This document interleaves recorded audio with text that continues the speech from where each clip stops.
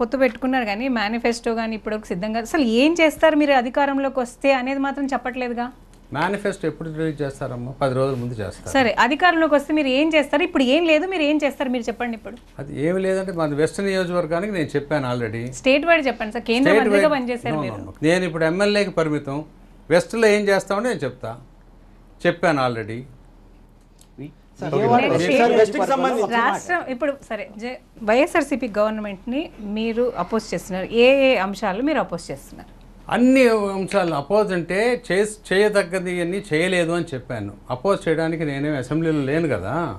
Polavaram complete చేసి ఉండవలసింది చేయలేదు. అమరావతి తీసేసి 3 రాజధానులు అన్నారు, అది తప్పు.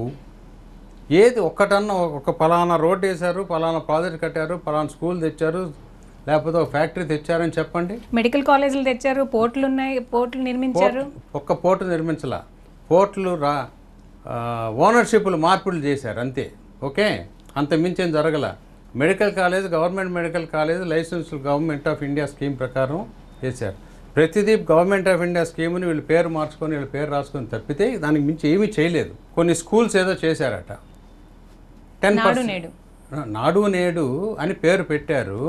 మొత్తం ఒకవేళ 100 స్కూల్స్ ఉంటే నేను వెరిఫై చేపిస్తే 15 స్కూల్స్ చేశారు. అవి పిక్చరైజ్ చేస్తున్నారు.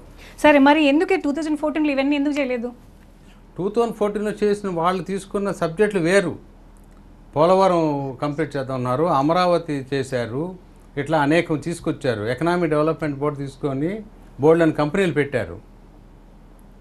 ఇప్పుడు అక్కడ నుంచి సెంట్రల్ గవర్నమెంట్ నుంచి తెచ్చిన స్కీములు ఐఐటీలు కానీ, ఐసర్లు కానీ, ఆర్ఈసి ఇప్పుడు ఎన్ఈసి అంటాం అనుకుంటా, నేషనల్ ఇన్స్టిట్యూట్ ఆఫ్ ఎన్ఐటీస్ కానీ, ట్రైబల్ యూనివర్సిటీస్ కానీ, యూనివర్సిటీస్ అన్నిటికీ ల్యాండ్లు ఇవ్వటం ఇవన్నీ చేశారు కదా. ఇప్పుడు వీళ్ళు స్కూల్ మూపించారు. చిల్డ్రన్స్ మాంటిసరీ హై స్కూల్ ఎందుకు మూతపడిందంటే ఈ 50 సంవత్సరాల చరిత్ర ఉన్న స్కూలు మూతపడిపోయింది ఇప్పుడు.